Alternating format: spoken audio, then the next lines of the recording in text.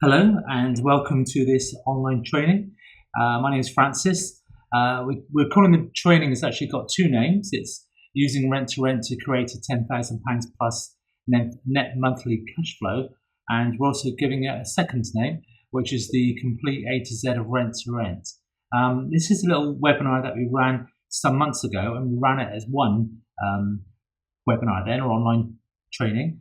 And it lasted about 3 hours or so. So we've cut it into two. We've kind of honed it a bit and polished it a bit. So it should last about sort of an hour or so, still an hour and a quarter maybe, and we do a little Q&A at the end as well. So I hope everybody's downloaded their worksheets. The worksheets are a very important part of this online training, I would say. And I think it should have had a link with it when you received the emails about the webinar. So if you've got that printed off and it's in front of you, then it would be great if you could fill that in as we go along. So hopefully you've already got your name in there and today's date. And this is important. There's a reason for this I'll be telling you about today. You should have filled in your monthly cash flow as it is at the moment and try and be realistic on that, because a lot of people are unrealistic on their net monthly cash flow. And what would you like it to be? I've done this myself when I set my goals a number of years ago now, and I've exceeded what I said I would like it to be. So it's always good to have something to aim at. So you haven't got anything to aim at, how do you know when you're there? And then the next question was, what is the cost of doing nothing? So if you could deduct one from the other if you like, or you could add up, say, 5 years of what you'd like your monthly net cash flow to be, and the number is going to be huge, and it's going to cost you a lot by sitting on the fence as I did. Don't sit on the fence. Next one is I want to achieve this by, and put a date in there. And the big reason, you don't have to fill that one in just yet if you're not sure, but we'll be coming back to that a few times during the next hour or so, I do believe. So rent to rent, what is rent to rent? And a lot of people call rent to rent guaranteed rent, and everybody bangs on about that, and it is guaranteeing rent for the landlord. But what I think a lot of people don't realise, that you're guaranteeing to have a much bigger bank balance probably than what you have here at the moment. And that is certainly true for me, and certainly true for my business partner and daughter Emily, who I should be introducing you to at some point. Also, when we started, we've been doing it now for 3 or 4 years. If you're anything the same as us, you'll improve. So you'll do things to the best of your ability at the time, and then you'll find as time goes on, when I look back, and we've just improved. And what we thought was good results then, now we class as poor results, in fact. So times change. So this is some of the content you're going to be getting on the online training. I'm not going to read those out because you can probably read faster than me. Also, pausing gives me a chance to have a great big sip of green tea. I'm a big fan of green tea. I think there's an actually huge demand for rent to rent at the moment. Lots of people say we're in the perfect storm for this, and I think so too. There's a huge demand from landlords, agents, and tenants. If you think this is all the content, I'm afraid there's going to be a bit more for you. So we're also going to be covering this. So you can see why it might be another epic, but I shall be going through it fairly fast as well. So the great thing about rent to rent is that you don't need any staff. I have one member of staff at the moment. I probably employ another 5 kind of online. I've got people in the Philippines and America doing some work for us, as we need them. And I might employ somebody in England sometime very soon. So I'll be telling you about that as well. This works all over the UK, it would seem. There's guys doing it in Northern Ireland. We've got somebody doing it in Australia. In fact, we sold a manual to Australia, Gibraltar, Italy, and a couple more places that I can't think of now. And it seems to be there's an endless supply of houses as well there. If you know the language to use when you talk to the landlords and the agents, it's pretty easy to find the houses if you know what you're saying. And personally, I think it's pretty risk-free as well, because we don't have to pay big solicitors' fees or their VAT. We don't have to put in huge deposits. There's no stamp duty with rent to rent. In fact, the level of entry is really, really low. One of the lowest inputs around, I think. It's actually all about control. So we're a bit of a hybrid. We're like an agent, like a special agent, I guess. We're also like a tenant. The landlord sees us as his tenant. So I guess we're like a bit of each of them, to be honest. I put the slide right in at the start because usually I forget this. There's me on the what am I on the right, yeah, in the trousers, and there's Emily, and we're actually the same height, I must say. But look at the size of those heels; they're ginormous. Our events, I'll tell you now as well, they cost £647 to come on our main event. And when I tell you what we get, I'll tell you at the end of the online training. We give you everything you need. But I do understand that's a lot of cash for some people. So we decided to do an open day, which only costs £47, as you can see. And everybody gets a simple rent-to-rent business plan, which is a 50-page mini manual, which we sell online for £47. So it's like coming to the event for free, I would say. And just check the website for the next available date. Let's see you there. So what is it about control then? I used to think, if you're the same as me, that I'd like to own everything. Like if I heard a song on the radio, I'd have to go out to buy the CD. You know, I was into ownership. And when I got into property investing, I first got into it back in 1995, I'd want to buy the properties. I was offered to manage a few properties kind of over the time, but I always said, no, I think ownership is the thing. Lots of people think this quote is from John D. Rockefeller, but it's actually it's either his grandson or his great-grandson Nelson who said this, and they were big into control. The thing about control is you don't often have the overheads, and that's pretty interesting, isn't it? The world has changed. The world is turning. If you live in London, you might have heard of these guys. Uber taxis. I've used these. I've got the app on my phone. Their service is absolutely amazing. I think it's the future for sure. The interesting thing about Uber is they own none of their own cars. This is a website you might have heard of. It's called Bookface. They don't create any of their content at all. Alibaba is now one of the biggest retailers on the planet. They don't hold any of their own stock. And the one that's probably the closest to what we do, rent to rent, is Airbnb.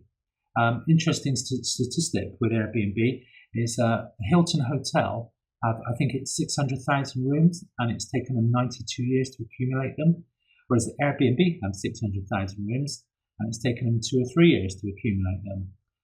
Plus, they don't have all the overheads, the maintenance, the management, the bills. So I'm thinking, which model would you prefer? And the thing with Airbnb is they don't own any of their buildings at all. They're just the middleman, as all these people are. They just find a person who's got a room to rent or house to rent. They find somebody who's looking for a room, and they put the two together. So it's just the same as rent to rent. The world is turning, my friends. I know lots of people listening to this evening will know exactly, or this afternoon or this morning, whenever you're listening to this, will know what rent to rent is. But I thought I'd just do it in a nutshell, because there's also some people who aren't sure. So this might be a good time to pop off and get yourself some tea or something. So what do? We find willing and distressed landlords. Looking back, I can see pretty much every property that we take over from landlords, there's always a problem to fix. And you've got to find out what that problem is and fix it. We used to think it was all about the money, and we'd be talking about guaranteeing the rent. But now in hindsight, and isn't hindsight great, if you could sell that, it'd be great. I'd say 40% of the time it's about the money. Other times it's about kind of other things, and you've got to find out what that thing is and hone your offer to suit. Of course, we always negotiate on the rent. Even if we get £50 off, we always push hard for that, because it puts you in a stronger psychological position with the landlord, I think. If you're paying the asking rent, or sometimes even above the asking rent, it puts you in a weak position. So, we stand hard on that one. We individually let the rooms. We let the rooms to young professionals. I prefer the market. I worked with students before. I've worked with LHA, and I just prefer young professionals. It's Middle England, and they like to pay their bills, Middle England. And of course, the profit margin is we take the rent in from our young professionals. We pay the reduced rent that we've agreed to the landlord. We pay all the utility bills, and then the profit that's over is ours. And we operate down in Bristol. That's why I sound a bit like a pirate sometimes. I've not been able to breach, me and Emily, have not been able to breach £1,000 for some years. And we've just done our first deal that's making us £1,350 a month. And this is a property that we've only put £150 of our own money in. So it's one of those things, the longer you do it, you just improve. So why not just stick to single lets? A lot of people think single lets are less hassle than multi-lets. I actually find the single lets that we've got, I've been, like I said, property investing since 1995. Single lets cause me a bit more grief than the multi-lets now, to be honest, because we've got our multi-let systems in place, so it's as smooth as Egyptian silk. So the last property I bought down in Somerset, the asking price was around £100. I negotiated it down to about 70. It was a repossession. Put £21,000 into it, which I had to find myself. So it's making £250. Is that good? I don't know. Is it good? Some people say yes. Some people say no. It's kind of average. So there it is. Well, last year, the fence blew down and the boiler blew up. So that dropped my profit from £250 a month down to a realistic £80 a month. So, how many £21,000 am I going to have to find that are going to produce something between 80 and 250 a month? And how long is that going to take me to become financially independent? Rather a long time, I think.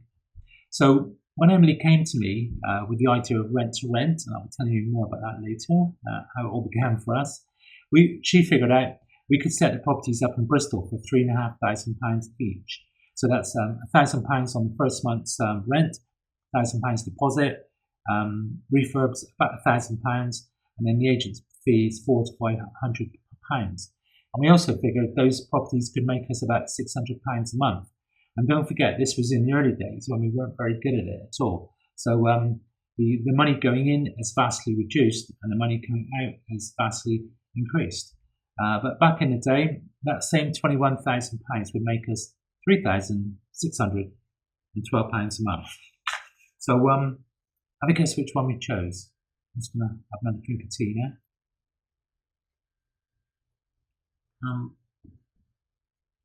Now I find that the multi-let properties we set up and run make us about 4 to 5 times more than I would make from a single let. So of course I'm never going to go back to the single lets. In fact, I might sell some soon, I think. I was talking about, did I mention this earlier? The perfect rent-to-rent storm. These are some of the reasons why I think it's the perfect time to get into multi-let properties or HMO properties, which is house of multiple occupancy. I just hate the term though, house of multiple occupancy. It sounds like a remand home to me. So I like to call it a multi-let. And then also it's known as rent-to-rent if you decide to follow the strategy. So I'm sure you'd agree that the UK is experiencing substantial immigration still. I read somewhere the other day that for every person entering the UK or being born, one house is being built. For every 7 people entering the UK or being born, house is being built. So the ratio of 7 to 1, and it's not going to improve, I think. Employment uncertainty continued, yeah, for sure. Emily just bought her first house last year. She's owned the house for a year now, so she saved up the deposit with the money from rent to rent, and she's fixing it up as well. She's got herself a fiance, or it's her husband, in fact, now. And I was a bit upset when Emily said she wanted to move out because she was only 28, and I thought she was going to live with us forever. And then my son decided to move out as well. So I was kind of glad in some ways as well, to be honest. I'm not going to listen to this.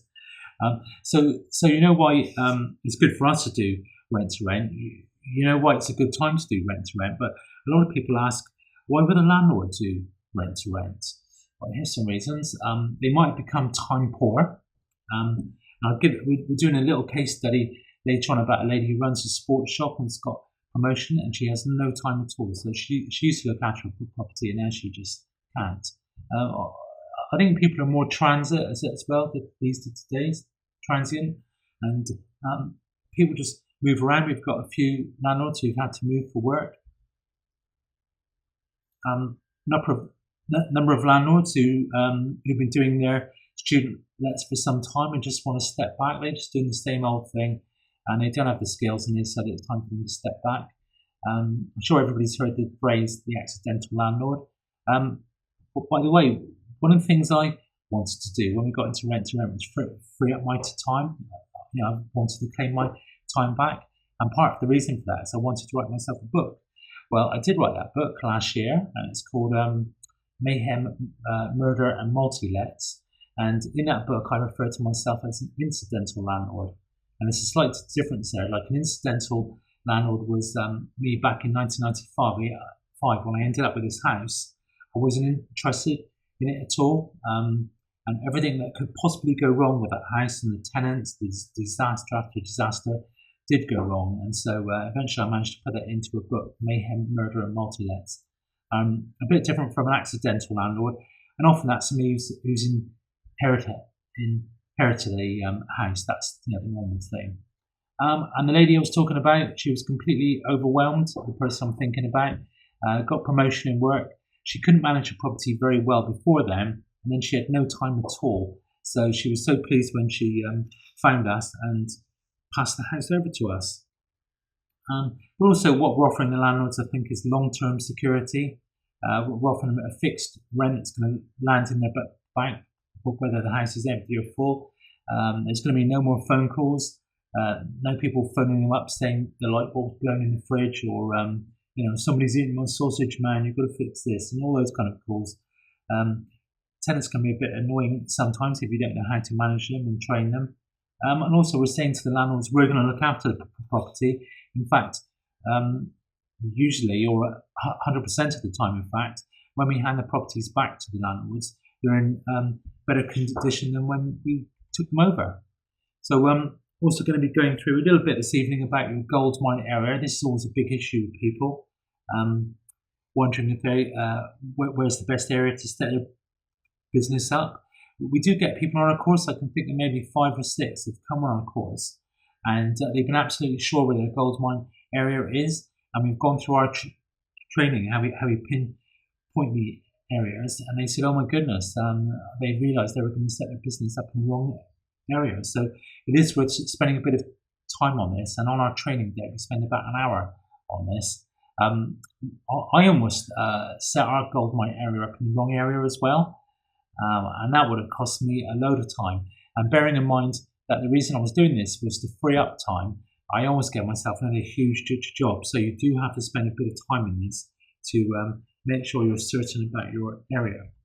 So our landlords, we've got one landlord. His name is was it Jim or Jeff? I'm forgetting it. But he's done student lets for some time, and his way of managing them was to set the students up at the start of the year, and then he would pop back at the end of the year just to make sure everything's okay. So he wouldn't even answer his phone to them in the year. So his management skills, I would say, are -1. And when I went around to view the properties, me and Emily, it's one of those properties where your feet kind of stick to the floor and you wipe your shoes on the way out. So we've taken over 2 of his properties now. We've also got one property, or it might be 2 from this guy now, who's a soldier. He's a bit of an entrepreneur. He was in his late 20s when he bought or inherited a house, and he moved in with his girlfriend and rented out the rest of the rooms.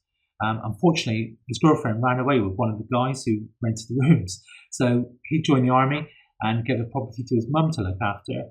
She went to Cyprus and gave it to her mum to look after, so that's his gran. The gran didn't like strangers in the house, which was a bit awkward, so then they gave it to an agent who didn't know how to manage rent-to-rents, and it ended up with rats in there and students refusing to pay the bill. So we took control of that property, got rid of the 4-legged rats and the 2-legged rats, and he loves us as well. We've also got a barrister. We've got 2 properties from a barrister or a solicitor in London. Not interested in the properties in the slightest. Just wants some money to land in his bank each month. Not been to Bristol probably for 20 years, I think. And he's okay. He's a bit slow to deal with, but he's kind of a good guy. And then we have the lady, Natasha, let's call her, the lady who just got promotion. And she's one of those persons, every time she stops to see you, she's in a rush. She's got her eyes on her watch and looking behind you, and she says, yeah, and she's off again, and then she goes now. So there's lots of reasons why I think landlords are prepared to rent their house to us. So you've got to find out what the problem is. And a lot of the time it's overwhelmed, to be honest. You've got to be very careful how you position yourself with the landlord as well from the outset, because you don't want to burn bridges. So you've got to be careful with the language that you use. Incidentally, we're always 100% up front with the landlords and the agents we talk to from our very first conversation. We're always totally professional. We're compliant with all regulations and legislation at all time. And our number one criteria, I would say, is always the safety of the tenants. And I just want to make that absolutely sure that we do everything absolutely above board. In the early days, we took a lot of stick from people, but we've always, we've pulled our corners. And in fact, I think we're more professional than a lot of the agents out there, to be honest. So we know why a landlord would want to do this now, but why are you doing this? Why do you want to do rent to rent? I think your big why is very important. I forgot then. You could go back to the workbook, or you could fill this in kind of afterwards. But if you go to page 3 on the workbook, you'll find 3 reasons why a landlord would be open to rent, and hopefully you've been filling those in. Let's think about Article 4 on there as well. We might come to that in a second. But why are you doing this? My big reason, I've got my finger up in the sky with the lights there, see, is I was working in construction for many years, and I think I was building the dreams of other people all the time, building their houses and helping them to buy more houses. And after doing that for 20 years, I decided it was time to do it for myself. Plus, there was a number of other reasons, I think, at the time.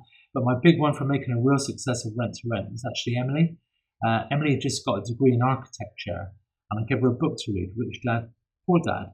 And that kind of changed her mindset completely. And I guess I'd been talking to her about the 20-year slog I'd had in a job and all for what, So she wanted to become some sort of an entrepreneur. And so the reason I kind of had to make sure that rent to rent was going to work for us is because I didn't want to let her down. So I think it's important to think about your reason why.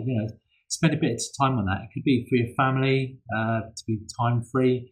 Maybe you want to save up some money to buy a car for a neighbour who needs some help, and we've got a person in the group who's doing that. Maybe it could be to help unfortunate families in Africa. We've got a person in the group who does that. So find your reason. It's very important. And I think this quote is great. I think this quote is mine, actually. And the little bird in the corner there is because somebody retweeted me. I was so excited. It's my first time I've ever been retweeted. I'm so proud.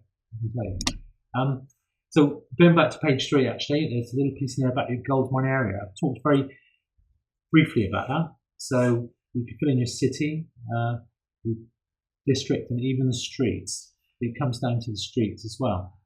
It says on there, number 2, are you in an Article 4 area? A good way to check that, if you're not sure, is to check your local council's website, or just give them a call. It's the easiest thing. And turning over the page to page 4, at the top, number 4, tenant type. And for us, it's young professionals, and most of the guys in our support group actually as well, it's young professionals as well. But it's kind of up to you who you decide to work with. So why am I doing it? This is my wife. It's not my wife. It's a picture of the internet. But my wife was Jane, and she was working as an accountant for the local authority while I was working in construction. We both met when we were 17, and I love her a bit still, and I think sometimes she likes me just a little bit, and that's good enough for me. And we'd worked in our jobs. We'd worked hard, and we look back.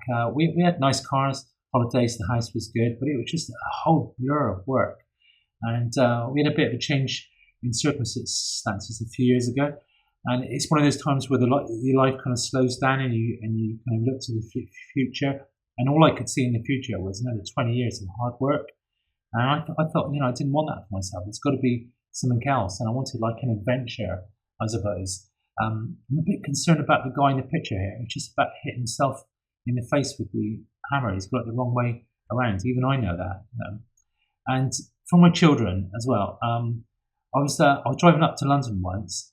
I was going past an office building. It was huge, and it was 5 o'clock, and it's about 50 yards away from the underground, and everybody was streaming out of the office block, hordes of them, and going to the underground. Everybody was stumbling over, and it kind of reminded me of school. When school used to end, everybody would just pour out, and they'd be all over the place. And I thought, that's the way it always is for people. They're always rushing off to school, rushing home, rushing to work to do jobs they don't particularly like, to earn the money to pay for things that maybe they didn't really need in the first place. And it's like we're trained to be this sort of way. And I just thought, there's got to be another way. And also, I didn't want my children, James and Emily, to have the 20-year, slog that I had. I suppose there's got to be another way. So then we set up our little business, the multi-let cash flow system business, which you can see at the bottom of every slide. And our mission is, well, it's this really, to do something today that your future self will thank you for. And what's that little phrase? I always get this wrong, but we've got to be prepared to do today what other people aren't, so that we'll be able to do things in the future that other people are not going to be able to do, or something on those lines. But you get the drift. And it's just making an extra bit of effort today to do things that your future self is going to thank you for. It's just important. I love this as well. CANI, constant and never-ending improvement, because that sums us up. We're always trying to tweak things, improve things. When we started out 3 or 4 years ago, one of our big things as well was to build a solid community, which we've now done. We've got 650 people plus in our community. Lots of smart people in there, and I'll be telling you a bit more about that. And really, the bottom one, number 3, slow and steady, definitely wins the race. Some people panic and think they're not really doing enough. They kind of underestimate, I think it is, what they're doing in a year. But people completely, I always get this wrong, but they overestimate what they can achieve in a year and underestimate what they can achieve maybe in 2 years or 3 years. And in 3 or 4 years, me and Emily bought a business where, like I said earlier on, Emily feels like she's retired, to be honest. Our system is pretty simple to follow. We've got a brilliant community, and our motto, I suppose you could say, is screw it, let's do it. And I think somebody else used that one, maybe Richard Branson got there first, I don't know. So here's me and Emily working very hard on the manual, as you can see. It's all kind of black and white to us. And in fact, I bring the whole family. We've got the family involved. Before I do that though, I'm never too far away from a pot of green tea. And if you meet me anywhere, I'd be more interested in having a drink of green tea than a beer or a wine. And the Q&A thing up in the corner was to remind you, if you've got any questions, if you start to write them down now, I'm going to try to cover them at the end. And in fact, here's the family in full colour. That's my son James at the back and Jane in the front. James is our kind of IT guy, really, behind the scenes guy. It's really good to start thinking about a team now. Somebody's going to, if you're not particularly hot on the internet, just find somebody who can help you there, and also maybe a property manager as well. But I'll come to that as well. I'm getting ahead of myself just a little bit. So, yep, there's me. My son James helps me with the slides, and he promised me he'd change that, but he hasn't. So that's me going to work. That's how I used to look in the day, not. And then I gave that all up about 3 or 4 years ago, and I've not really used the handsaw hammer in all that time. And then Emily said she wanted to come to work with us, and initially I said, Emily, we just don't earn enough from the properties we've got. And that's when she said, Dad, I've got this idea. It's called rent to rent. So I thought, so we started doing research on it. We found local councils do rent to rent. We found the government uses rent to rent to house asylum seekers. We also found a company called Northwood who've been doing rent to rent for 23 years or more. They've got branches all over the UK. So we thought, well, if it's good enough for them, it's good enough for us. We've just got to find a way to tick all the boxes to make sure we do everything right. And we did. We've done very well. We set up 10 properties in the first 5 months. That made us a cool £5,000 net cash flow. And we got guys in the group now who've improved on that. And then we were doing some training with somebody at the time, and he heard about what we were up to, and he invited us along to one of his training days. So here it is. Here's me and Emily. Her hair was red in those days. And it was just a little gig, just our first one. It was, I don't know if you've heard of it, a place called Wembley Stadium. We were so scared the night before. Hardly slept. We were going to go home, pretend we were sick. And we had to go and stand by the side of the stage. This was on a Sunday morning. And you know when you've got a bit of a shake in your knee, you've got a little tremble? Well, that was me. What's the anagram? The anagram, what's it? Fear. Anyway, FEAR. That people say it's false evidence appearing real. Well, for me, fear was forget everything and run. Because that's what I was going to do at this point. But sometimes the thought of doing the thing is often worse than doing the thing. And that was true with that as well. So we carried on and we started setting up our own events. And this is some of our events. We run the events in Bristol every 2 months. And occasionally we run them in Maidenhead as well. We might be doing some up in the Midlands maybe at some point. It kind of depends on the demand. See, we also have a lot of fun. Everybody walks around with their hands in the air all the time. We also have a good bit of interaction. Everybody's laughing. It's a really good environment, I think, to learn. And the system over 3 or 4 years now has been proved to work time and time again. And also, I was asked to speak at the Berkshire Property Meet. I've actually spoken there twice now. As you can see, it wasn't going down very well. Look, they've all got a bit of a sour face on there.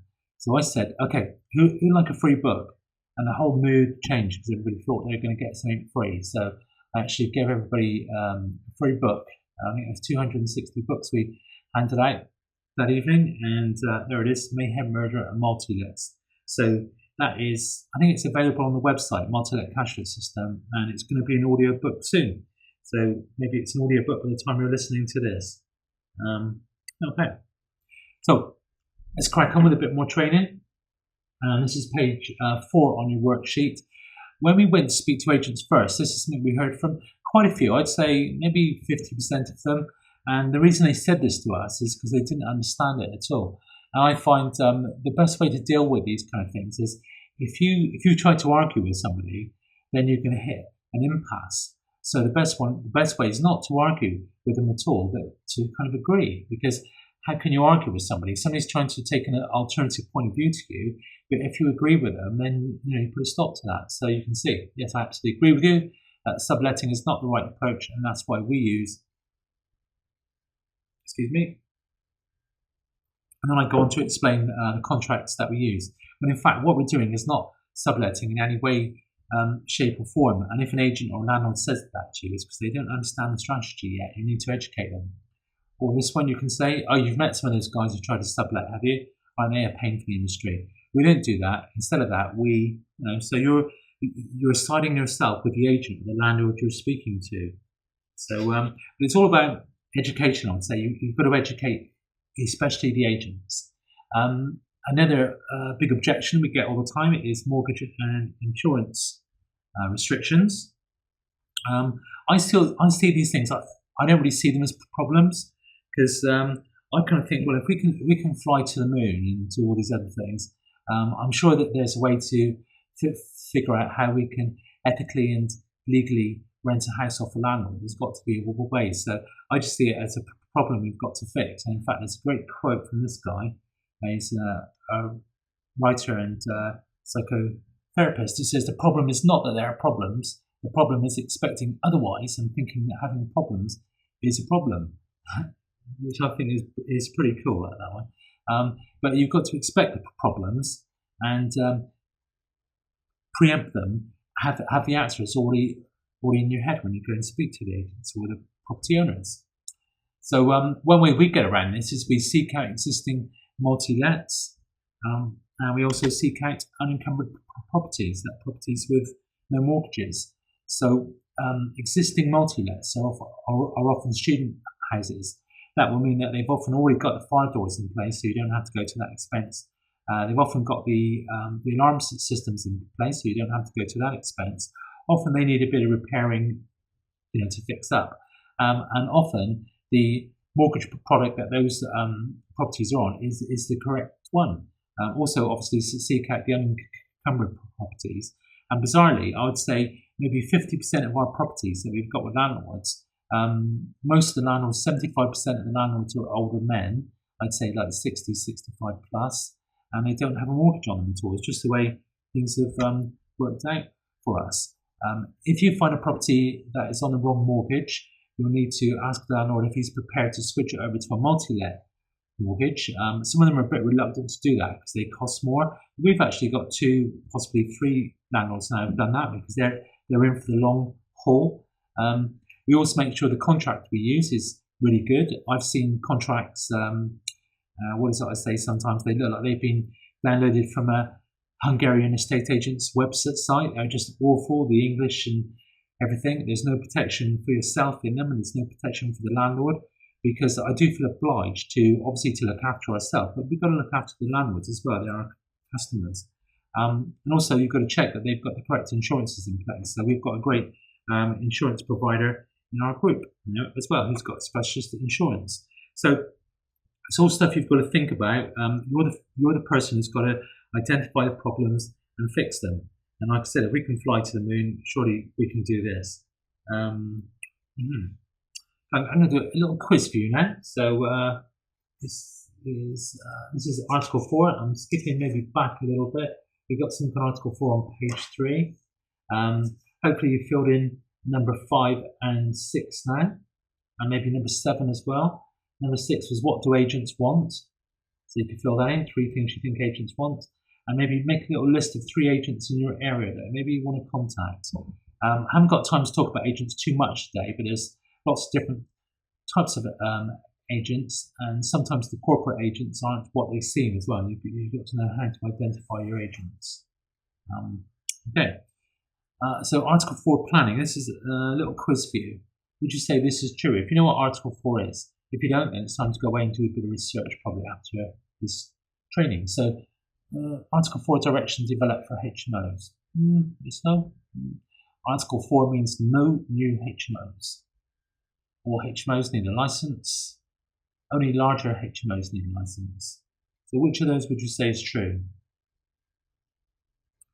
Well, actually, none of those are true. So there's lots of misleading information out there on the net, I think, and congratulations if you've got it all right. Let's click on. It's like coming up. A lot of people do get confused with Article 4, which is dealt with from the planning department in your local council, and licensing. They're completely different offices, and quite often the 2 departments don't speak at all. You may find you need planning but not a license, or vice versa, or both, or neither. A landlord has the right to convert a family dwelling into a HMO within their general permitted development rights. Everybody's got that. Usually, there are some times when the councils can just take that away. They do have the power to do that, but usually that's true. But of course, Article 4 removes the general permitted development rights. So the best thing is become friends with your local officer. Get on the good side. Assure them that you want to do everything right and by the book, and your number 1 criteria is the well-being of your tenant. Article 4, a lot of people see Article 4 as a bad thing. If I were to write a book on Article 4 or licensing, it would probably be this, 51 Shades of HMO Grey.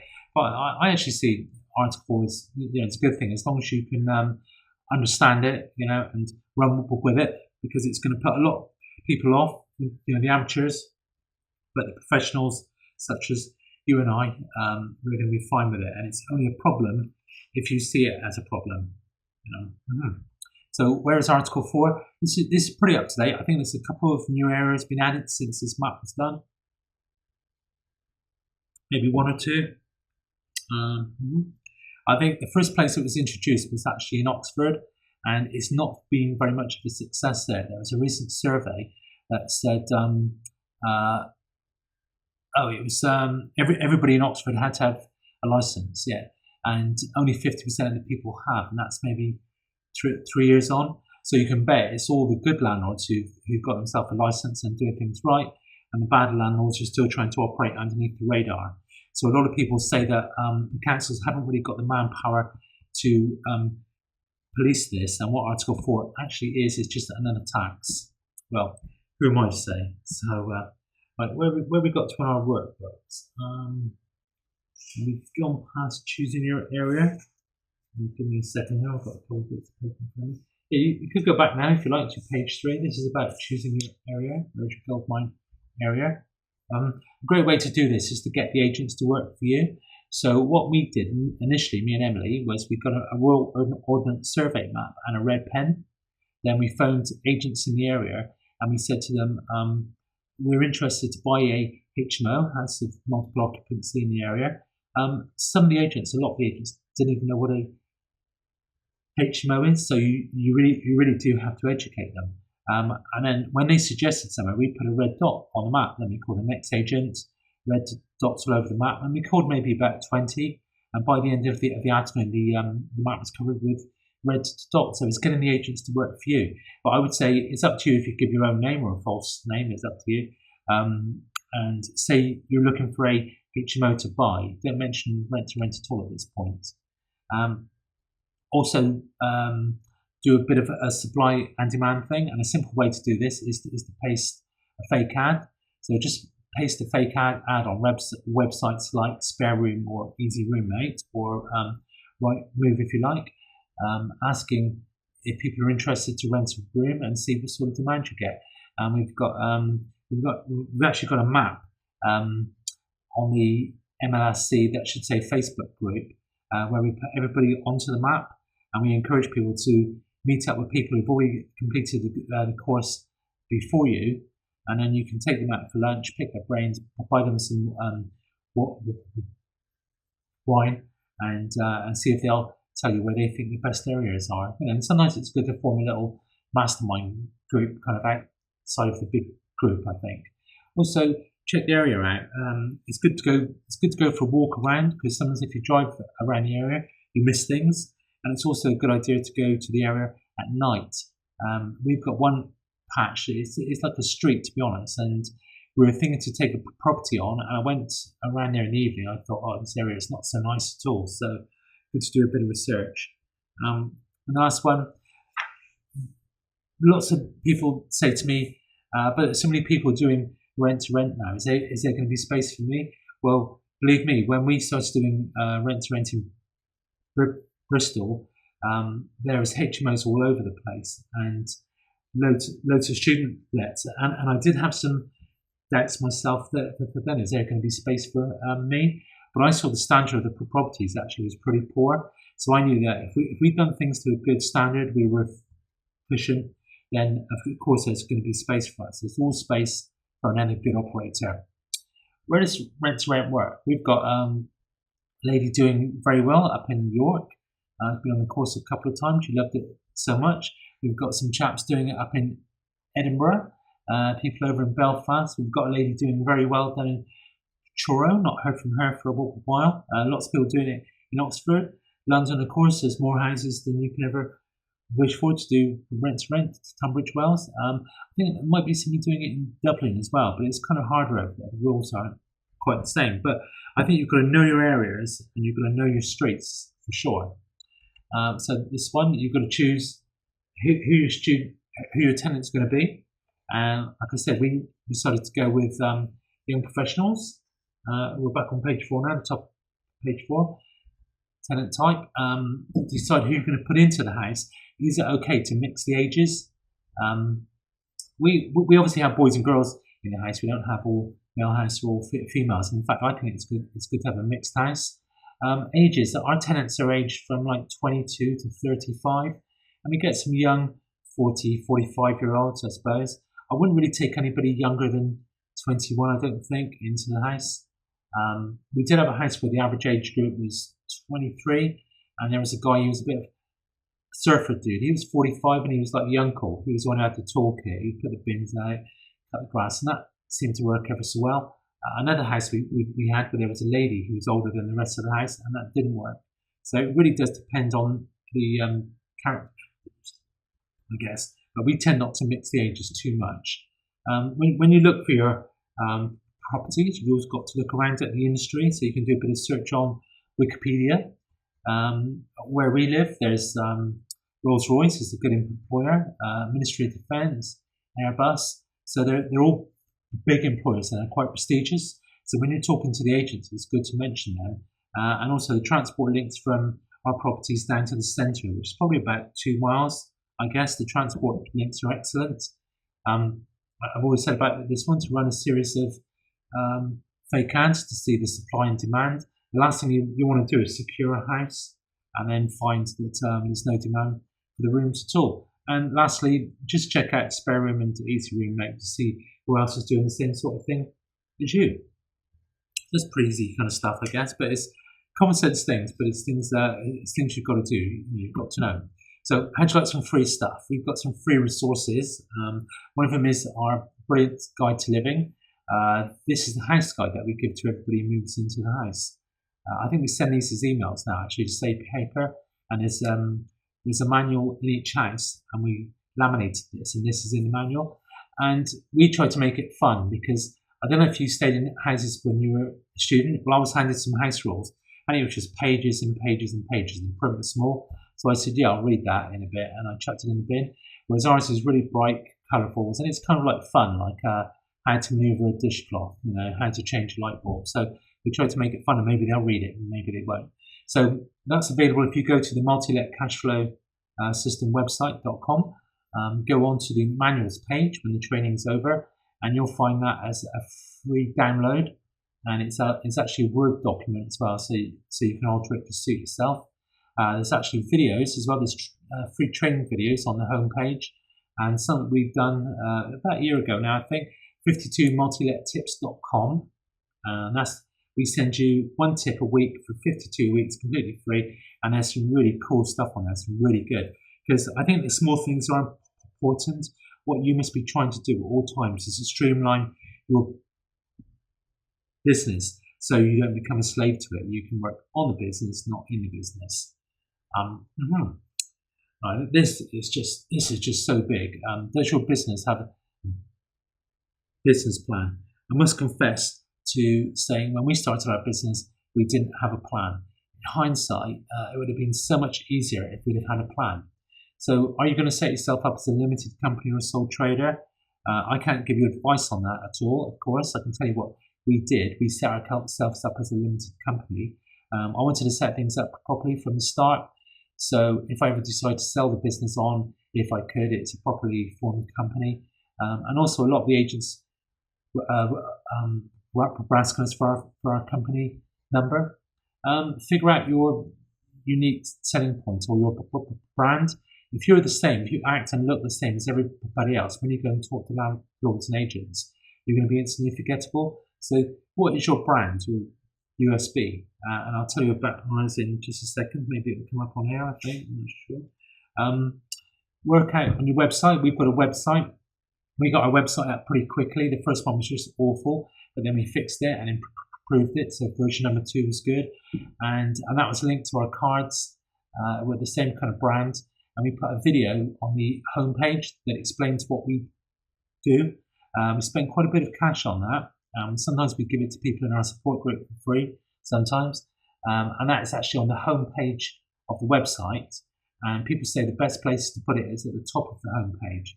So when people land on your website, they'll only stay there for a very short time unless they see something they're interested in. So the best place to put the video is at the top of the homepage. I would say don't try this on your own. I couldn't have done this without Emily at all, and I see lots of people in our support group who do really well because they have a partner. Either their partners are kind of in the support group as well, or they've got the partner kind of in the background. Do not on your own. Sometimes it's tough. It's kind of easier to bounce ideas around, and if one person's away, then the other person can stand in for them. The last one, yeah. Have you ever driven in fog? What's that got to do with anything? Well, I live down in Somerset on the levels, and sometimes the fog gets really bad, sometimes so bad that I just decide to stay home because I just like being alive, to be honest. And some people live their lives and run their businesses like they're driving through fog, I think. When you ask people what they plan to do, they're just going to get a house, and then what? Well, just another one? Then what? Well, I don't know, another one. So when you're going to employ staff, what are you going to do when you run out of funds? Who's going to look after the properties when you're away? Without a plan, it just makes everything just so hard. And I've already told you a little bit about this evening, the simple rent-to-rent business plan template. Come on our open day, get this for free, or if you can't wait, you can buy it on the website for £47. The best £47 you'll ever spend. 50 pages in there, and I wish we'd done that a long time ago. We've got complete clarity now. I'd say it'll help to elevate you above the competition and skyrocket your business for sure. Easy for you to say. So, right, working with those agents. What page are we on? Still on page 4, I think, on the worksheet. What do you think the number one question is when you're working with agents? I'd say figuring out what agents want. The mistake a lot of people do is they'll make a list either in their heads or a piece of paper.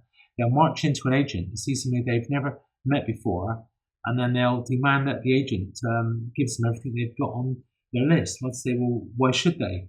That's like some people say it's like when you meet somebody on a first date and you go straight for the snob. But in actual fact, you should be buying them a cup of tea, green tea, in fact. So I think with agents, one of the first things to think about really is playing a longer game, not to think, to get a deal on the first date. Perhaps you will, perhaps you won't. But I'm thinking to go and see them a few times, get to know them a bit, so you're kind of in their heads. Some agents are easy, some agents aren't so easy at all. So some you're a good fit with, or sometimes you're not. The thing I say about agents is when you're trying to get a deal off a landlord, it's like fishing in the sea. You go down to the edge of the sea and you cast out in the sea and wait. Whereas if you go to an agent, it's like you go to Sainsbury's to the fish counter. All the fish are there, all the staff are there. They want to help you. You've just got to know what to say to the staff for them to give you the fish. Okay. Oh, good analogy, Francis. So somebody said there's another guy. He calls himself a trainer, and he said that you can't get deals from agents at all. That it's just a lie. So I posted in our support group, and it took about 10 minutes for this to come back, and you can see all these guys there. So yes, you can get deals from agents if you know what you're doing and you haven't burned all your bridges in your local area. So if you look up the list there, there's a guy there who posted, yes, I've got 11 plus I've got 3 soon. And the lady at the bottom, the last one on the list was Marcia. And of course she had to trump him. She's got 12 deals. So she's actually got 14, I think, now, and she's got 4 in the pipeline. I think I'll be telling you a little bit more about Marcia. Very interesting about her. So working with those agents, what is the best way to work with agents? So we're on page 4, item number 6. What do agents want? I think you've got to walk a mile in their shoes, put yourself in the agent's position. They say that over 50% of deals fall out of the bed, and that's properties that are being sold and rented as well. So a lot of people are quite prepared to waste a lot of the agent's time. So number one is don't waste their time. Be professional at all times. If you say you're going to complete on a deal, complete on the deal. If you're going to be there at 10 o'clock, be there at 10 o'clock. If they've asked for your ID and the cash and all these things, make sure you've got them. So you're going to be super efficient. That's number one. What incentive can you offer the agent? I know lots of people doing rent to rent and other things where they're always trying to screw the agents down on their fees. So put yourself in the agent's shoes. One person comes in complaining about the fees, the next person. So why don't you be the person who goes in and says, I don't think your fees are high enough. I could probably pay you another 20 or 50% more, maybe even 100% more. Obviously it depends on the fees. In Bristol, our agents charge fees. I think they charged 4, 5, 6 the last time, which just sounds like a number they picked out of the air. But guys around London, sometimes the fees are thousands. So you've got to be careful, obviously, in what you're able to offer them. But instead of trying to cut their fees, maybe offer them a bit more. Obviously, don't go in for the quick snug. I've already talked about that. Think about it, as a long-term thing. You've got to reassure the agent at all times that you're a professional. You're in the game for a long time, and also you might have to educate them a bit.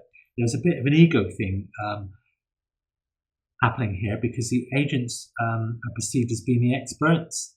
So if they don't know what rent to rent is, they might be inclined to say no. So we find sometimes it's good to talk to them on the phone, leave it for a day to give them time to do some research, maybe send them some information. And then when you pop in and see them a few days afterwards, they can seem as if they know what they're talking about then. We've got quite a few guys in our group who've actually done joint ventures with the agents that they've gone in to meet. There was a lady who was very anxious, and she put it off and put it off and put it off.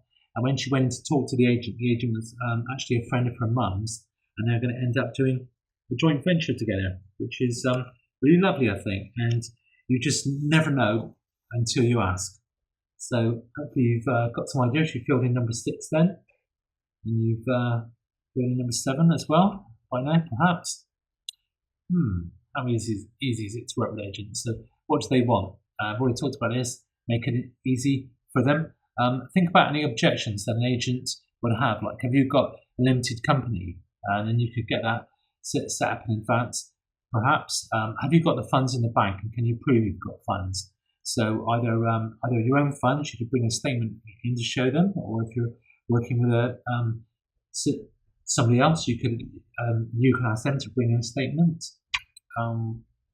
Be 100% professional and never, ever, ever give up and bring cake. I'm thinking about this. In our kind of early days, there was a lady we sussed out that she loved cake. We kind of overheard her. She was in the office in the back, and so we booked to go out on a viewing, and there was a cancellation. So we had kind of half an hour to spare.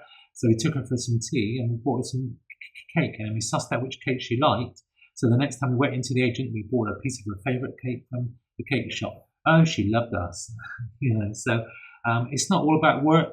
Some people talk to agents and all they'll talk about is property, the property, the work, the property, the work. But I find it's good to talk a little bit about the work and some other things. Another lady I saw, she had a baby seat in the back, so we're talking about kids. There was a guy who had a Glastonbury sticker on his car, so we're talking about that, because believe it or not, agents are people as well. And then one day you'll find the agent who's going to understand you, and he's going to want to be your best friend. He's going to shake your hand, because what we're actually doing is we're working for the agents for free. So when the penny drops and they understand that, they'll just love you, because we'll take care of all the troubles, all the kind of hassles, and yet they still get paid. When there's an agent still involved, by the way, the agent still gets paid by the landlord.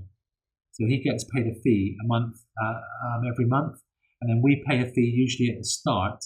And it's up to you. If you're making a lot of cash on a deal, then you might decide to pay the agent a fee every month as well. That's another bit of incentive you're able to offer him. But we've not actually gone that far yet. So how do we know all this? How do we know so much about agents? Well, this man, his name is Kevin Winchester. Here he is. And he's actually an agent. He's been an agent for 10 years. He's in our support group. In our support group, we have about 6 or 7 agents that I know of. And there's probably another 6 or 7 in there, because I'm sure we get agents come onto our events and they kind of lurk at the back, get the information and leave again. And Kev, I actually had to persuade Kev to come on to our event. He was reluctant and he kind of sat there on the side and he soaked it all up. And at the end of the day, he said, my goodness, he said, I've been taking like 10 or 12% off landlords and doing all the hard work. Whereas if I do rent to rent, it could be 40 or 50, or I even know people who are taking 60%. So Kev set up a business to run beside his other one, and he actually found a joint venture partner on our course as well. And he's doing amazingly. And I'll tell you about his first deal. That might be in part 2, though. Actually, yeah, we've got six plus agents in our group. We've also got Article 4 experts. We've got 2, so you can ask them anything at all. We've got property accountants. We recently added a licensing expert to the group as well. We've got lots of legal chaps in the group, people who've been into property for a long time. And our own property manager, Will, he's actually in our support group.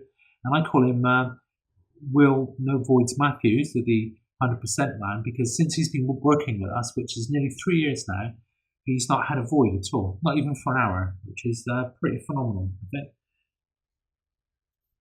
And I'm going to tell you about that later.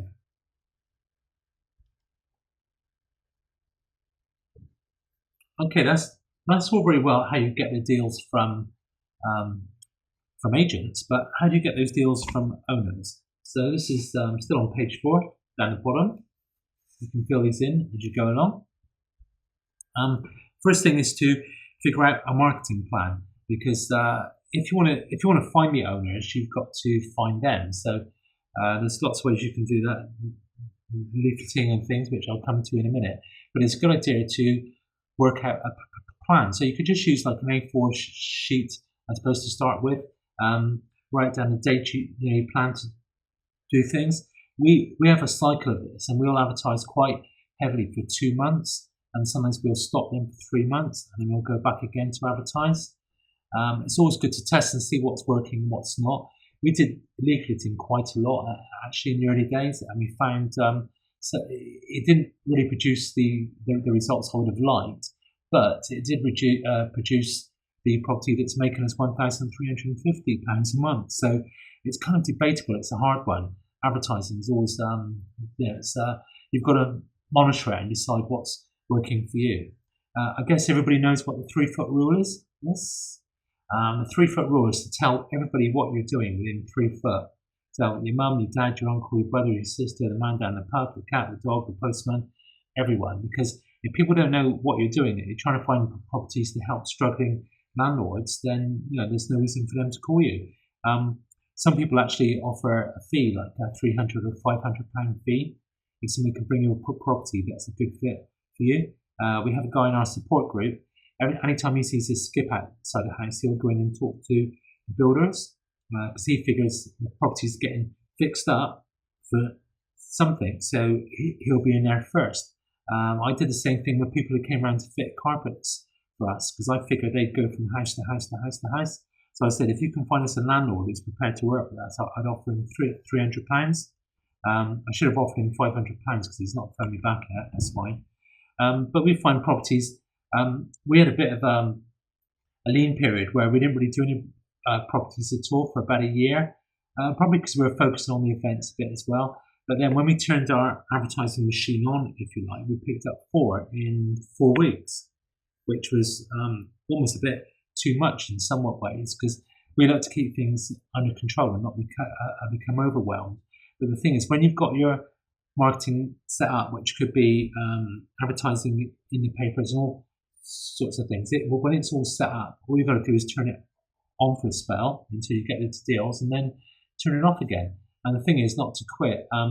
We ran a newspaper advert in the property press, which was free, and we were paying £150 a week for a half-page ad, and it got painful when we got 8 weeks in. I think I was thinking, oh my goodness.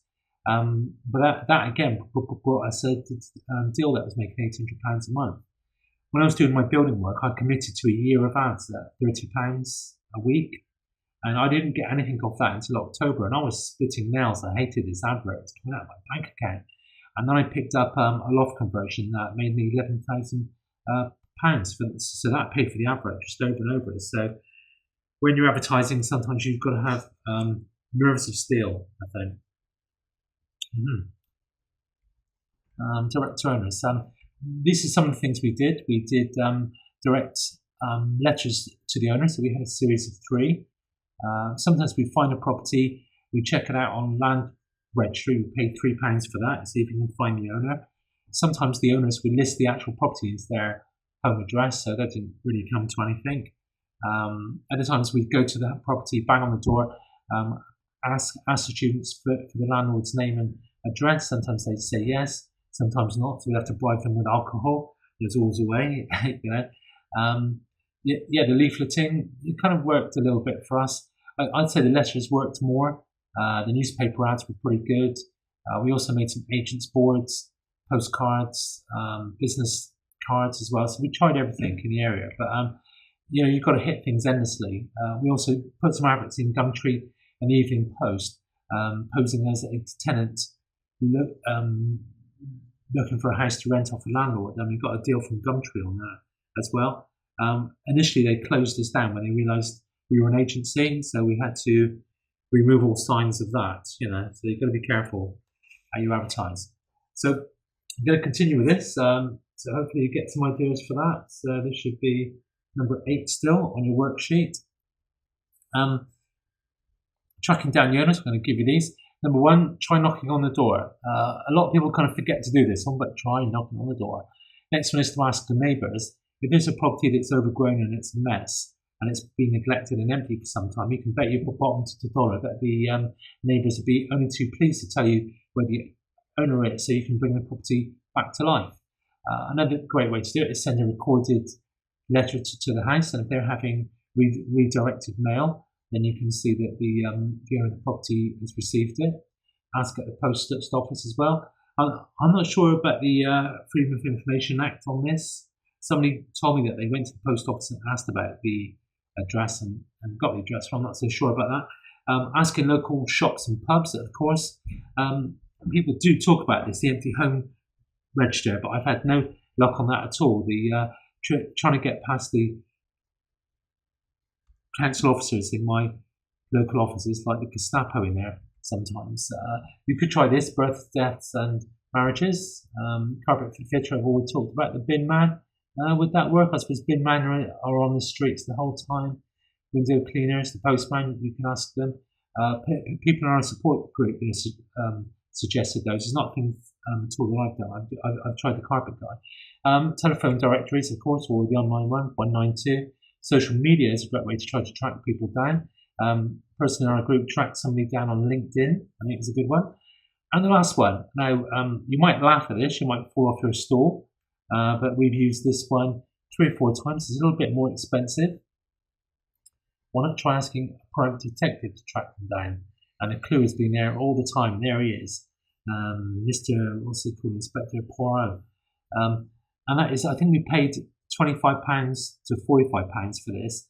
And the private detective found us the name, email address, and the phone number of some landlords. 4 of them, in fact. One of them was just deceased, so we got there a little bit too late, and the family didn't want to talk to us, of course, at the time. Another one was a guy, we'd already dealt with him before, and he wasn't the best of landlords, so that was that one out the window.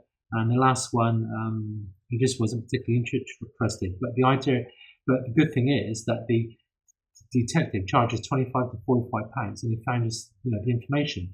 So you couldn't do this too often because it would get rather expensive. But I think we proved that it does work, and lots of guys in our group now have done this as well. So what have we got to now? Over the page. So how will I fund my rent-to-rent business? We're on page 5 of the worksheet here, raising finance. And this is all part of the business plan, really. How much are you actually going to need? Bearing in mind, in those early days, we put in the big deposits, we paid the first month's rent. We don't really do that so much. And that's part of everything that we go through on the training.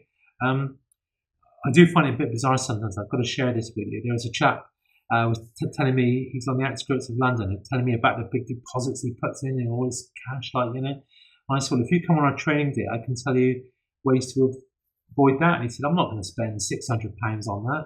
I thought, okay, you carry on putting thousands of pounds of deposits in, and it just some people don't make any sense to me. Raising finance, what is the number one question? Everybody knows this. The number one question is kind of awkward sometimes because we're English, or I am. I'm kind of Irish as well, but it's kind of awkward to ask somebody like, I'm looking for cash. Would you be able to lend me some? This is great kind of awkwardness. So the great thing I find to do is to apply the 3-foot rule, where you tell everybody within 3 foot what you do, and then start talking to people and say, I don't suppose you know somebody who might be interested to invest with me and earn more cash, earn more interest on the money they've got in the bank than they're actually earning in the bank at the moment. And then you're kind of asking them, but you're not asking them. You're asking if they know somebody. And 9 times out of 10, that's the person who will come back to you and say, well, actually, me, I'm interested in that. And that's happened so many times in our support group.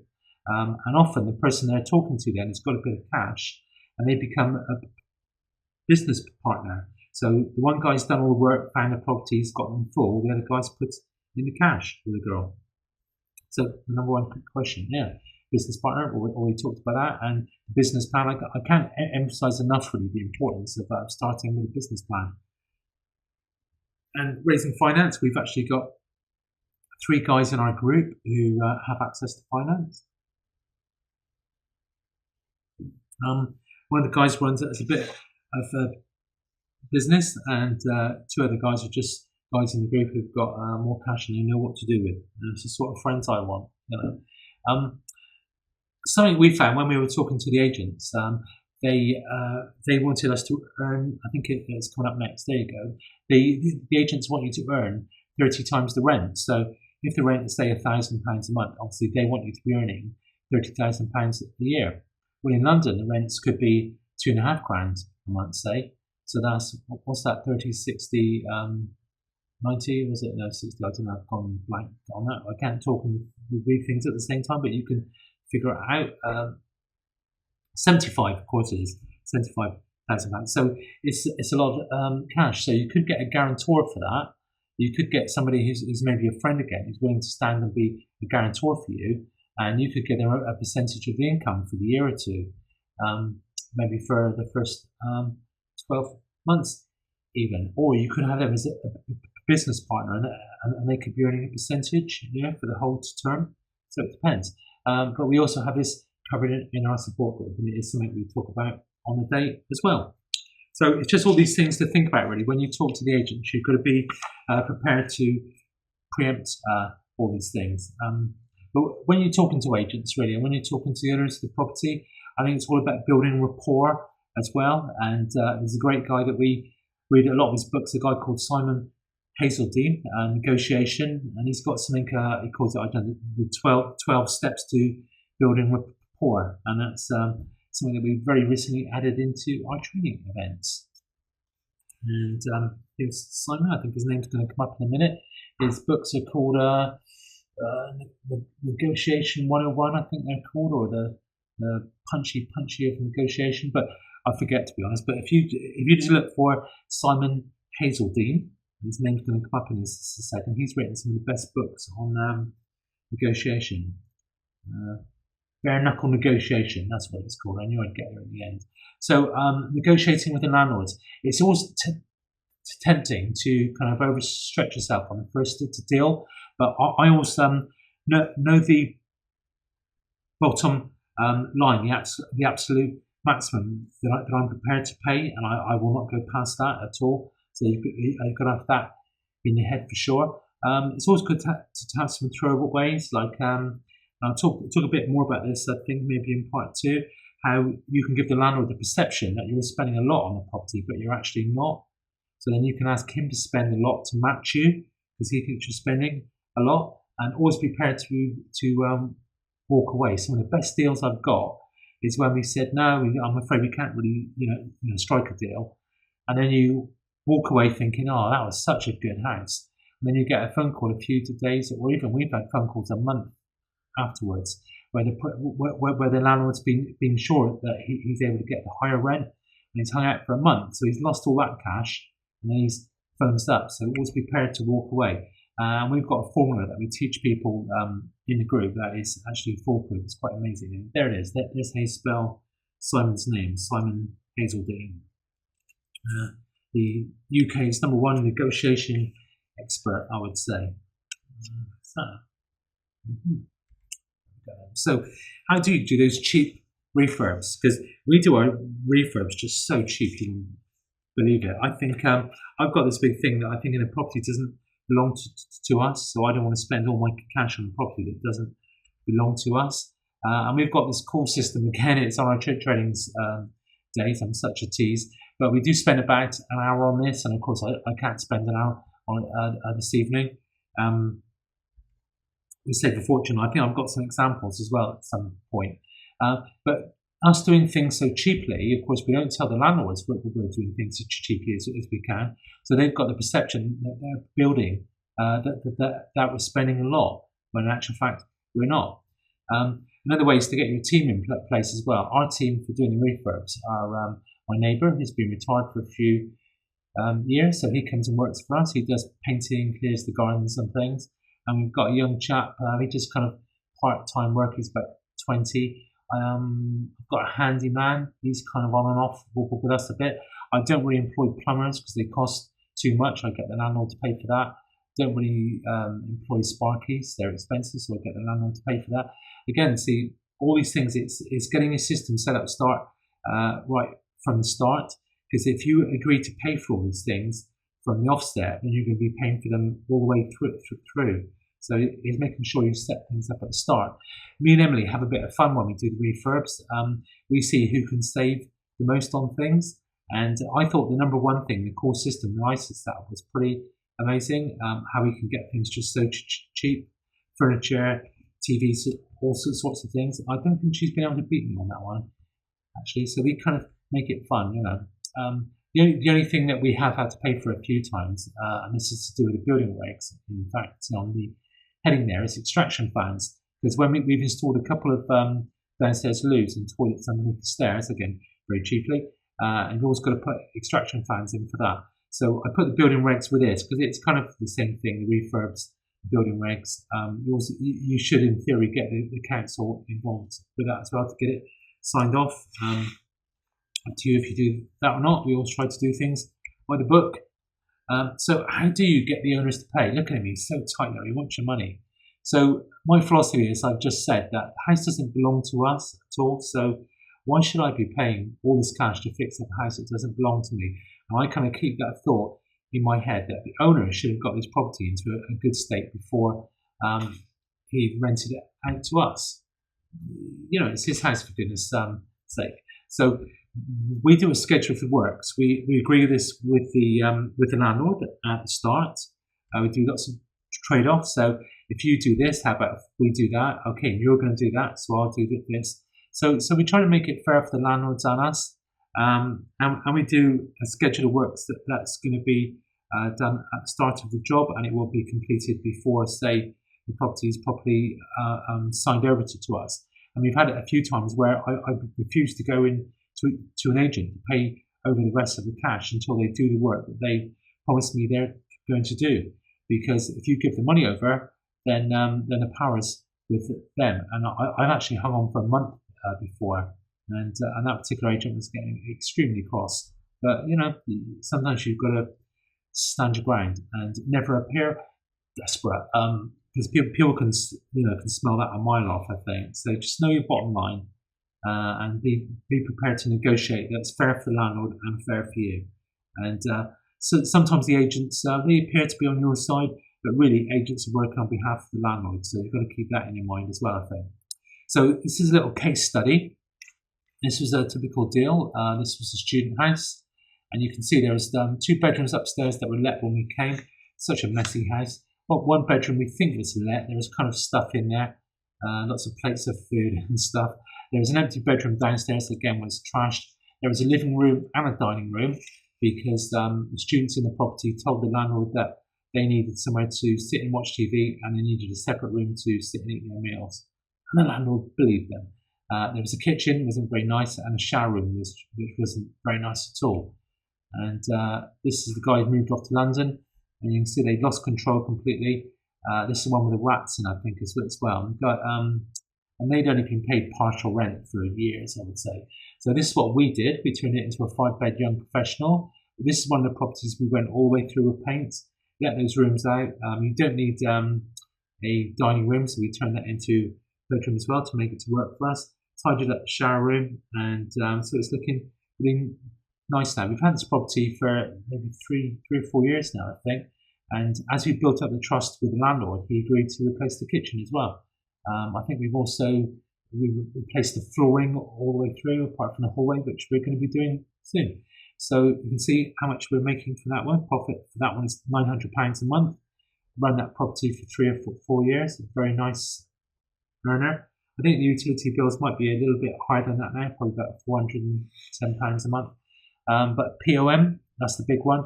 We're giving the owner of this property peace of mind, and that is actually huge. That's what a lot of the owners want. So let's big deposits. When you take the properties over, in the early days, we put deposits in because we thought we had to put deposits in, so we did. Then one day we kind of thought to ourselves, we're kind of like an agent. Agents don't put deposits in, so why should we put a deposit in? So the first person we had to persuade was ourselves. Because if you don't completely believe it yourself, then you're going to betray that in the way you talk, the way you look, your body language and everything. So, you have to persuade yourself. Next thing, we had to persuade the landlord. So we said, look, we're doing a little refurb on your house. So instead of putting a deposit into a scheme which is trapped there, it's no good to you, it's no good to us. What about if we spend the deposit on your house? And a lot of landlords to that then would say yes. Because as you know, for every £1 you spend on refurb, you usually add a value of £3.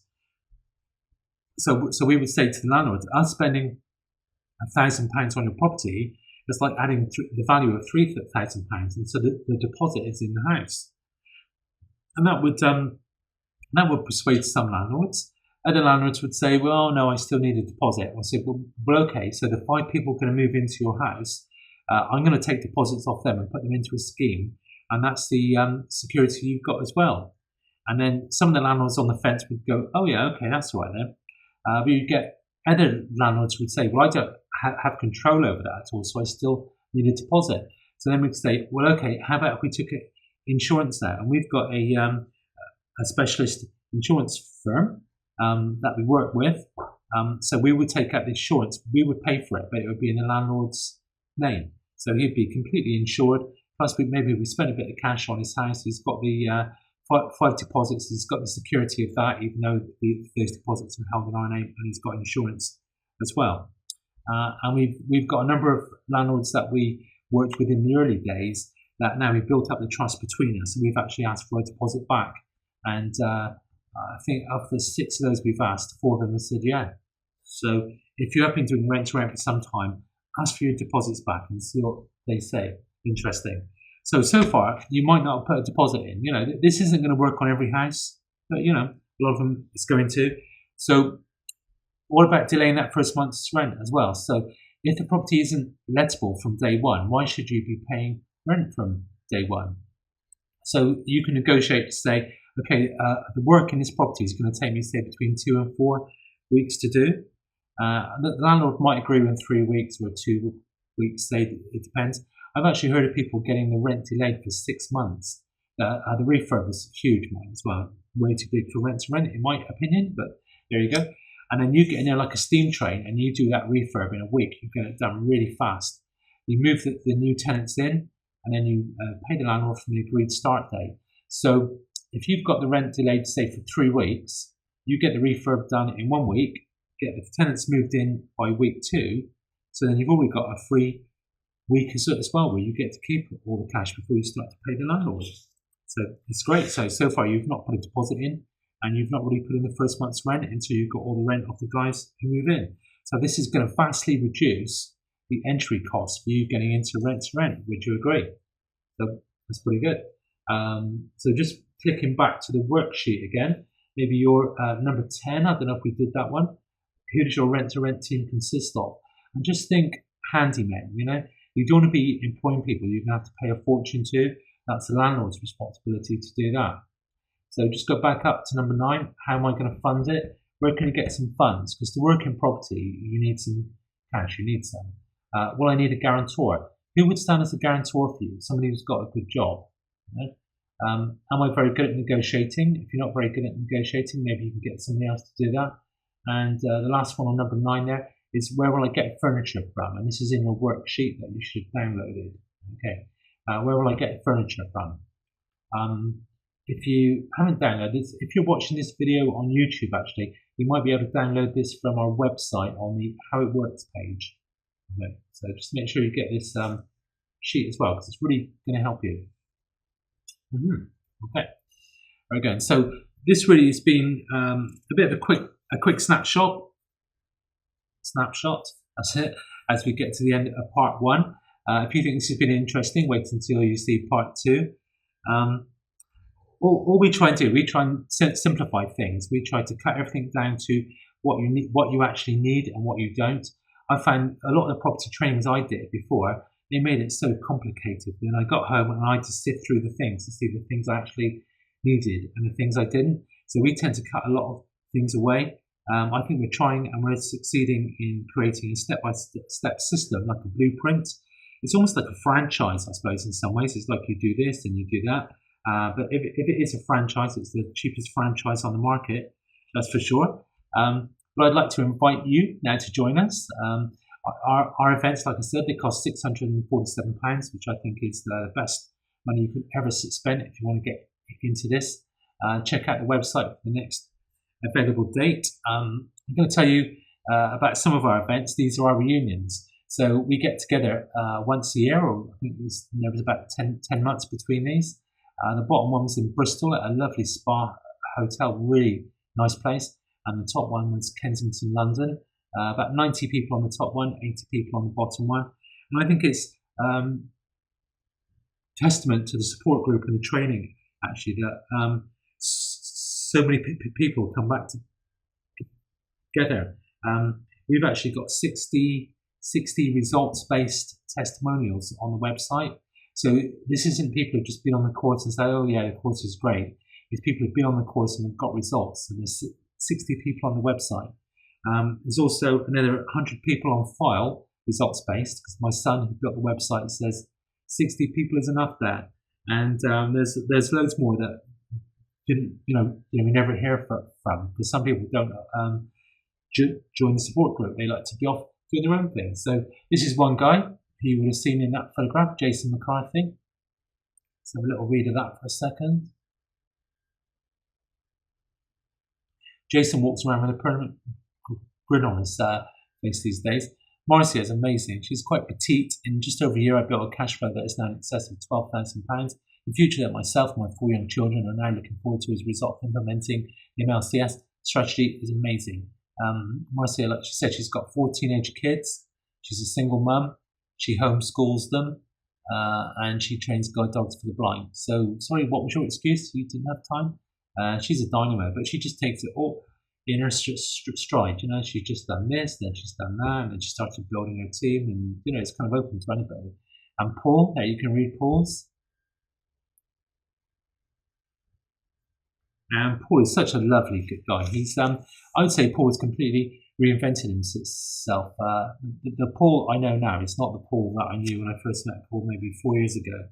So, and he's doing it exceedingly well. He's turning it into a science, the whole thing. So, don't forget about our open day, and the dates on that vary. So you have to check the website on that one. £47, and you get the business plan. If you've already got the business plan, then we'll just give you a bit of money off something else. We've got some other manuals which I'll be telling you about maybe in a minute, or in part 2, I'm not sure. This was our open day. This is our first one, which we called the Grand and Glorious Rent to Rent Adventure. And you can see there's a lot of happy people there in the audience, all got a business plan, which is a great foundation to build things on. This was a Radisson Blu Hotel, I think, in Heathrow. So we always picked some nice venues. These are some of the things that we can help you on your property journey, on your apprenticeship. You can see the ones on the top, 52 multi-let tips. We've actually turned that now into a book. So you can get the tips sent to your inbox every week, or you can buy the book if you can't wait for 52 weeks. The next one, The Edge, is our little advanced training program. We run that a few times a year. It's a full-size manual. The one beside that, the blue one with me and Emily on the front, that is our actual manual. We're on version, I think, 11 or 12 on that. It's cutting edge stuff. We're always doing kind of updates. Mayhem Murder Multilets is the book. Rent to Rent Secrets is a pocket-sized book, which we actually sell for £167, such is the value of it. Finding Your Perfect Agent is the manual that goes with the Agent Stay that we run with Kevin Winchester, which I'll tell you about in part 2. And these two are mini manuals: Employing Your Property Manager for Free and Endless to Tenants. We sell these on the website for £79, and they're 50% off for people in the group, so about £39. Endless Tenants is everything we do to keep our rooms full at all times. So it'll be the best £40 if you join our group, or £79 that you'll ever spend. That will save you an absolute fortune. And then Will, our property manager, a lot of people were asking us how we employed Will and how come he's employed for free. Well, in fact, he does get paid, but the way we've set things up with Will, it feels like he's employed for free as far as we're concerned. So it's called Employing Your Property Manager for Free. Again, we give you all the information, the contracts, the downloads and everything, all for £40. So the best money you'll ever spend. And it's all part of the overall rent-to-rent education and apprenticeship, I guess. So we've got another couple of mini manuals planned. These are 50 pages thick. Coming up soon is Refurbishment 101. We've also got a systems manual planned. And there's another one I'm straining to think what it is. Oh, contracts and evictions as well. And of course, the simple rent-to-rent plan that everybody should start with, that one. So we've got part 2 coming up. If you've just found this on YouTube, then you can go to our YouTube channel, Multi-Let Cash Flow System YouTube channel, to find part 2, or you could go onto the website multiletcashflowsystem.com, and you'll find it on the How It Works tab. So in the meantime, if you want to join us for the next event, it's going to be the best decision you ever made. £647. Go to the website, Multi-Let Cash Flow System, click on events, and might see you there. Okay, that's about it. So before we wrap things up, I thought we could do a little Q&A.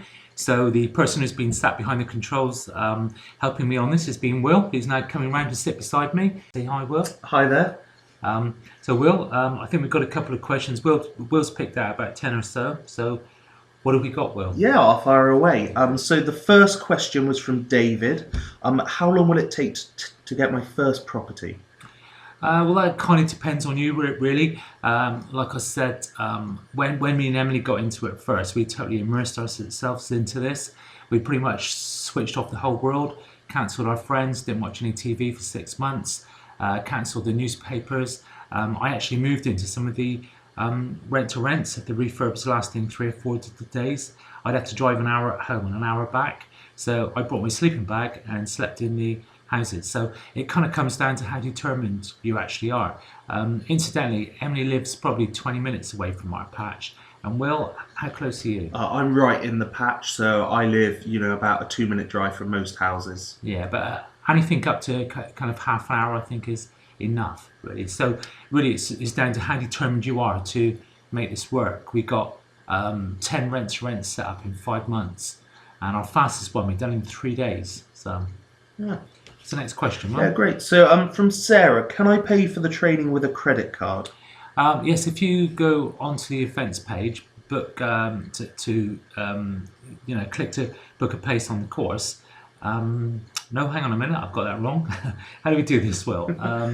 I think if you go onto the frequently asked questions, the first question explains how you can book yourself on using a credit card. Yes, that's the simple answer. Yeah, perfect. That's great. And from Jeff, how do I access finance to fund my rent-to-rents at first if I haven't necessarily got all the money together? Okay, we've got a couple of guys in the group who've got access to finance. So when you come into our support group, you can speak to them. One of the guys is like a professional lender, I would say. So his percentage are a little bit higher than the others. But a great thing to do is start to talk to everybody and ask them if they know somebody who's interested in making more interest on the money than they've got in the bank at the moment. And you'll be surprised that the people you talk to, that somebody will come out of the woodwork and say, well, actually, yeah, I'll be prepared to work with you on that. And you might find that you find a long-term partner then, which is ideal. Talk to everybody, apply the 3-foot rule. That is, tell everybody within 3 foot of you. Yeah, great. Mike says, can you expand a little bit on the gold mine area, as he's a little bit anxious about it? Not really now. We do spend about an hour on this on the training day because we want everybody to pin this down and be absolutely 100% sure. So really, I think you've got to come on the training to get more information on that one, Mike. Yeah. Great. And with Fatima says, how can I know if Article 4 is in my area? Very simply, phone your council or look on the website and you'll be able to tell straight away. It's always good to get the planning and the licensing officers on side, I think, as early as you can. So just phone them up and have a conversation with them. Great. And we've had a few people say this, but Sophie said, when's your next open day?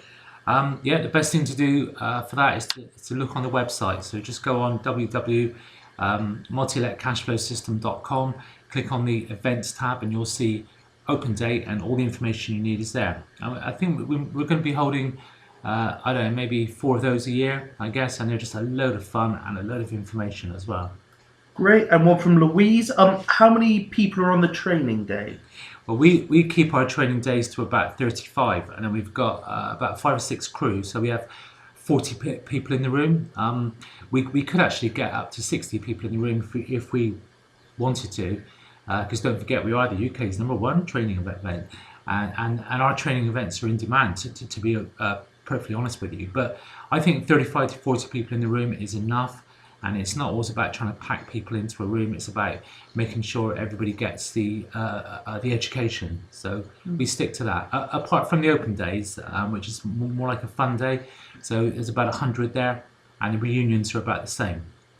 Okay, great. Catherine's asked where you can get a couple of the books that you've mentioned, MMM and 52 Tips. Yeah, sure. Just go onto the website. Click onto the books and manuals tab and you'll find all the mini manuals and the books there. Yep. Fantastic. And George says, is it essential to have a limited company or can you set it up as a sole trader? Well, I can't really advise on that. I'm not in a position to advise, so you really need to speak to your accountant. But I would say what we did when we started, we spoke to agents, and it's one of the first questions that they actually asked us, and we just wanted to set things up correctly from the start. So that's what we did. It's kind of up to you how you proceed, but I'd speak to your accountant first. And then finally, this is I think all we've got time for, but this is from Francis. It's not you, is it? Can you really learn this system in one day, Francis? Yeah, this is a question I sent to myself. Well, no, it's not me. No, I would say you can't learn this in a day. You cannot. You can't even learn it in 2 days. We've got a guy who's been in our support group now for 3 years. So he said to me the other day, he said the course for me has lasted over 1,000 days. I would say the intro course is us kind of opening the doors, handing you all the information, showing you how everything works, and then you kind of absorb it and learn it over the following months and years even. I would say I'm still learning things now from myself as well. So life is an education, I would say, and I love it. So that's it for this evening then, Will. Yeah. So guys, just tune in for part 2. You can probably find that on our YouTube channel, or you'll be able to find it on the Multi-Let Cash Flow System website. So thank you for listening. Thanks.